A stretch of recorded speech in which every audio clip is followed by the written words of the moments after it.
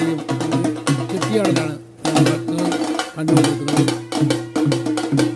എല്ലാ ദിവസവും തലശ്ശേരിയെത്തുന്ന എല്ലാ ദിവസവും ഈ തെയ്യം നീണ്ട് 12:45 മുതൽ 2 മണി വരെ ഈ തെയ്യമാണ്. ഈ തെയ്യത്തിൻ്റെ ഒരു പ്രത്യേകത, ഈ തെയ്യം മരക്കര ഭഗവതിയാണ്. മരക്കരത്തിൽ